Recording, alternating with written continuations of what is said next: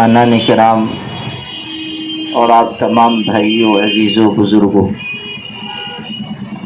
ہم سب کے لیے یہ خوشی کا موقع ہے کہ ہمارے سلیم بھائی کے کاروبار میں، ان کے کام میں الحمدللہ اضافہ ہو رہا ہے۔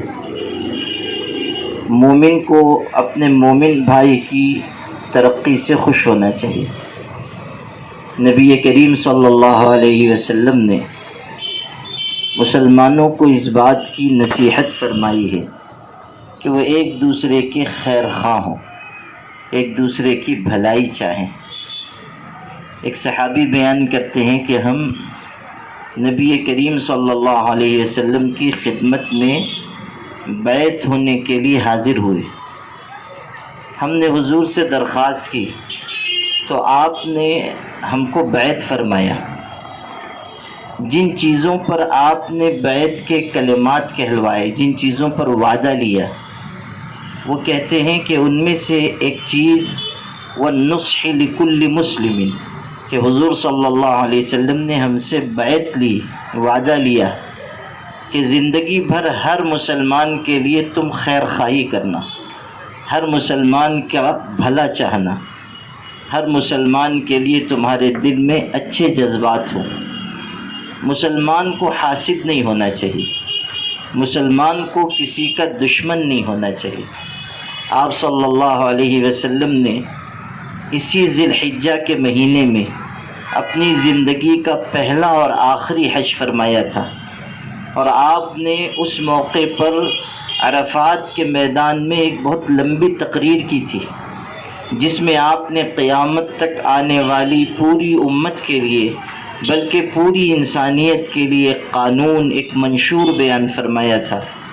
اس میں آپ نے یہ بھی کہا تھا کہ لوگوں سن لو، جس طرح آج کا دن احترام کے لائق ہے، جس طرح آج کا یہ مہینہ احترام کے لائق ہے، جس طرح یہ سرزمین احترام کے لائق ہے، اسی طرح ہر مسلمان کی جان، اس کا مال بھی احترام کے لائق ہے۔ ہر مسلمان کی عزت آبرو، اس کے جان مال کا احترام کرنا، اس کی حفاظت کرنا ضروری ہے۔ تو کسی مسلمان کی ترقی ہو تو ہمیں خوش ہونا چاہیے اور دل سے اس کو دعا دینی چاہیے۔ ہم اس موقع پر اسی لیے آئے ہیں کہ ان کی خوشیوں میں شریک ہوں، ان کو دعا دیں، اور اس بات کی نصیحت بھی حاصل کریں کہ ایک آدمی اگر دیانت کے ساتھ اور پورے تسلسل کے ساتھ محنت کرتا رہے تو اللہ تعالیٰ اس کے کاموں میں برکت عطا فرماتا ہے۔ ہمیں محنت سکھائی گئی ہے، دیانت سکھائی گئی ہے۔ ہم اپنا کام محنت کے ساتھ، تسلسل کے ساتھ انجام دیں۔ رزق حلال حاصل کرنے کے لیے ہمیں خوب محنت کرنی چاہیے۔ ہمارا دین یہ نہیں سکھاتا کہ ہم ہاتھ پر ہاتھ رکھ کر بیٹھ جائیں۔ دین یہ سکھاتا ہے کہ ہم رزق حلال حاصل کریں اور محنت کریں۔ نبی کریم صلی اللہ علیہ وسلم ایک مرتبہ تشریف فرما تھے، لوگ آپ سے مل رہے تھے، مصافحہ کر رہے تھے۔ ایک صاحب نے مصافحہ کیا، ان کے ہاتھ میں چھالے تھے، گٹے پڑے ہوئے تھے اور ہاتھ سخت تھا۔ تو جب حضور صلی اللہ علیہ وسلم سے انہوں نے مصافحہ کیا، آپ نے ہاتھ کی سختی اور چھالے محسوس کیے، تو آپ نے فرمایا کہ تمہارے ہاتھ میں سختی ہے، ہاتھ میں تمہارے چھالے پڑے ہوئے ہیں، کیوں؟ تو انہوں نے کہا کہ اللہ کے رسول، میں محنت مزدوری کرنے والا شخص ہوں، روزانہ میں جنگل جاتا ہوں اور لکڑیاں کاٹتا ہوں، چونکہ دن بھر مجھ کو مشقت کرنی پڑتی ہے اور کلہاڑی سے لکڑیاں کاٹنی پڑتی ہیں، تو ہاتھ میرا سخت ہو گیا ہے، چھالے پڑ گئے۔ روایت میں ہے کہ آپ نے اس شخص کا ہاتھ چوم لیا، آپ نے اس کے ہاتھ کو بوسہ دیا۔ آپ غور کیجئے کہ کسی محنت کرنے والے شخص کے لیے، رزق حلال کمانے والے کے لیے یہ کتنا بڑا انعام ہے کہ نبی کریم صلی اللہ علیہ وسلم نے خود اس شخص کے ہاتھوں کو بوسہ دیا اور دنیا کو یہ بتایا کہ اگر کوئی شخص محنت کر کے اپنی روزی کما رہا ہے، اس کو حقیر نہیں سمجھنا چاہیے۔ رزق حلال کمانے والے کا ہمارے دین میں بڑا درجہ ہے۔ حدیث میں ہے الکاسب حبیب اللہ، حلال روزی کمانے والا اللہ کا دوست ہے، حلال روزی کمانے والا اللہ کا دوست ہے، یہ الفاظ حدیث شریف میں آئے ہیں۔ تو ہمیں محنت اور دیانت ان دونوں چیزوں کے ساتھ رزق حلال کمانا چاہیے۔ اگر ہم حرام کما رہے ہیں، غلط راستے سے کچھ حاصل کر رہے ہیں، ہمارا انجام اچھا نہیں۔ دنیا میں چاہے ہم کو کچھ عزت مل جائے، مگر آخرت میں ہمارا بہت برا حشر ہونے والا ہے۔ ہمیشہ یاد رکھیے، دنیا تو گزر جائے گی، آنی جانی شے ہے، دنیا کی ہر چیز فانی ہے، انسان بھی فانی ہے۔ جب ہم اللہ کے دربار میں جائیں گے تو مال کے بارے میں ہم سے پوچھا جائے گا۔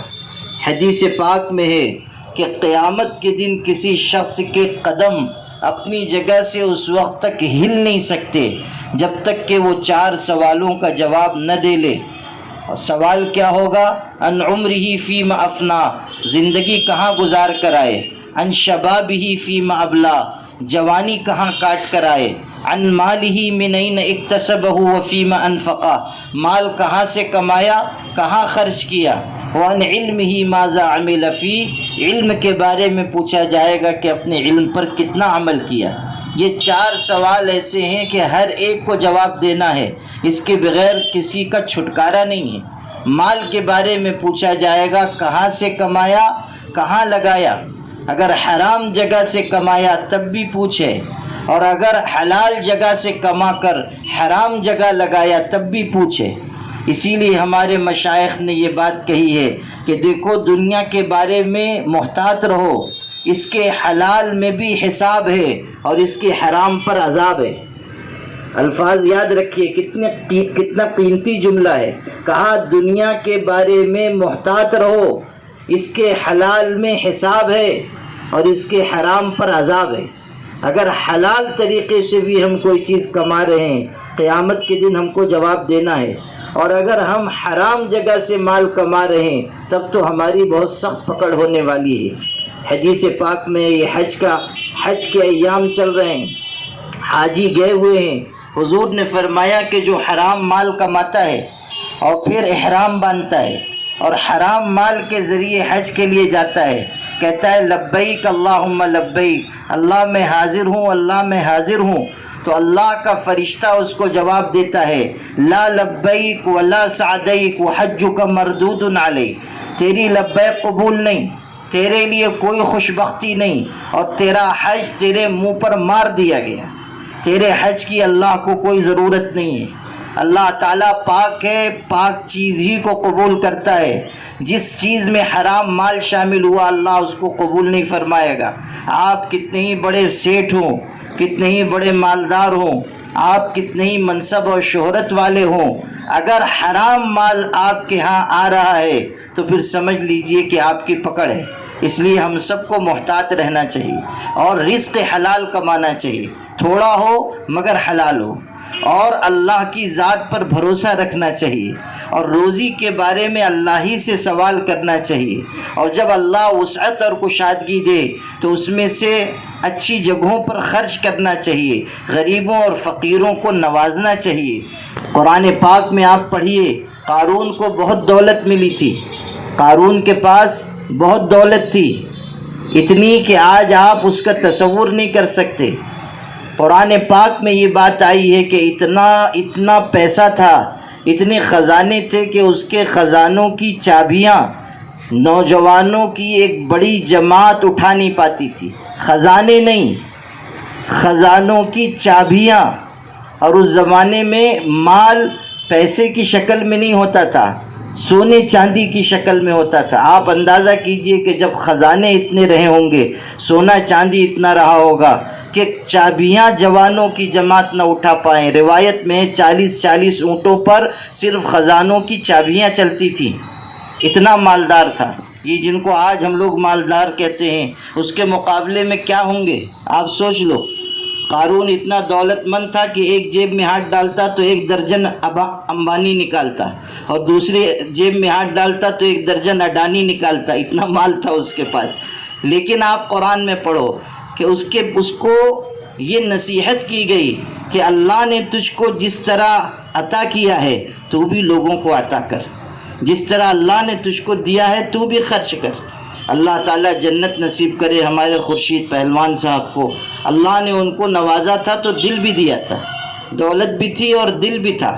ہمارے سلیم بھائی کو بھی اچھے کاموں میں خرچ کرنے کا جذبہ ہے۔ ان کی اولاد کو، بعد میں آنے والی نسلوں کو بھی یہ وراثت اپنے پاس باقی رکھنی چاہیے۔ انسان اگر صحیح راستے پر چلے گا تب محفوظ رہے گا، دوسرے راستے پر چلا کہ اللہ تعالیٰ کی نصرت اٹھ گئی۔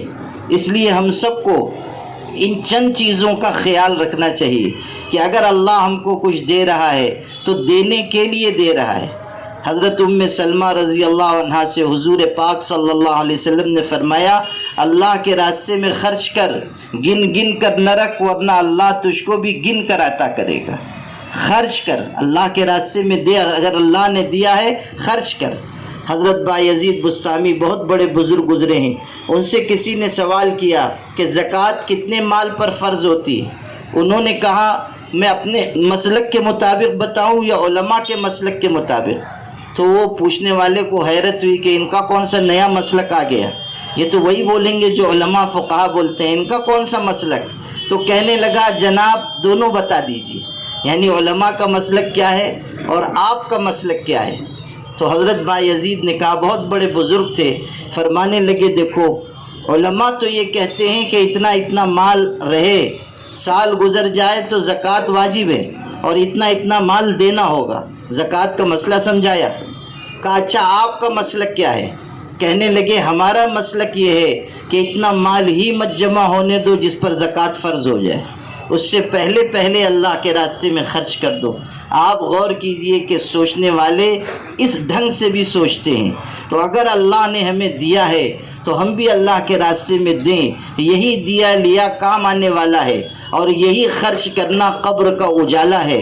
حدیث پاک میں ہے کہ ایک عبادت گزار نے 70 سال یا 100 سال تک عبادت کی، کوئی گناہ نہیں کیا، پھر ایک دن موسم خوشگوار تھا، حدیث میں ایک دن موسم خوشگوار تھا، نکلا اپنی کٹیا سے، نکلا جا رہا تھا، موسم کی خوشگواری سے لطف لیتا ہوا، ایک عورت پر نظر پڑی، اس کے فتنے میں مبتلا ہو گیا اور زنا کر بیٹھا، اور پھر غسل کرنے کے لیے ایک دریا میں اترا تھا کہ موت کا وقت آ گیا، مر گیا۔ حدیث میں ہے کہ اس کی وہ 100 سال کی عبادت اور بدکاری کا گناہ تولا گیا، تو بدکاری کا گناہ اس 100 سال کی عبادت پر غالب آ گیا، قریب تھا کہ عذاب ہوتا۔ اتنے میں اللہ تعالیٰ نے فرشتوں سے کہا دیکھو اس نے نیکی کی تھی، جب بدکاری کر کے نہانے کے لیے جا رہا تھا اس وقت اس نے ایک غریب کو کچھ روٹیاں صدقہ کی تھی، اس کے بعد اس کو موت آئی۔ اللہ تعالیٰ نے کہا کہ وہ صدقہ اس کی نیکیوں کے ساتھ رکھو، وہ رکھا گیا تو اللہ نے اپنے کرم سے اس کی نیکیوں کو وزنی کر دیا اور یہ صدقہ اس کے کام آ گیا۔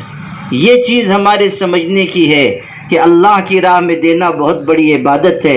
بہرحال اس موقع پر ہم سلیم افسرہ صاحب کو، ان کے خانوادے کو دل کی گہرائیوں سے مبارکباد پیش کرتے ہیں، اور ان کے خاندان کے وہ مرحومین جو آج باحیات ہوتے تو ان کے لیے یہ موقع خوشی کا ہوتا، خاص طریقے پر ان کے والد خورشید پہلوان صاحب، حافظ غلام احمد ربانی صاحب، اور بھی جو ان کے خانوادے کے بڑے بزرگ سرپرست گزر گئے، ان سب کے لیے ہم یہاں دعا کرتے ہیں کہ اللہ تعالیٰ ان کی مغفرت فرمائے، ان کے درجات بلند فرمائے۔ یہ جو 2 نئی بسوں کا اضافہ ہو رہا ہے، اللہ تعالیٰ نظر بد سے حفاظت فرمائے، اور آئندہ بھی ان کو، ان کے خاندان کے لوگوں کو بھلے کاموں میں لگنے کی توفیق عطا فرمائے۔ دعا کر لیجیے۔ اللہم لک الحمد کما ینبغی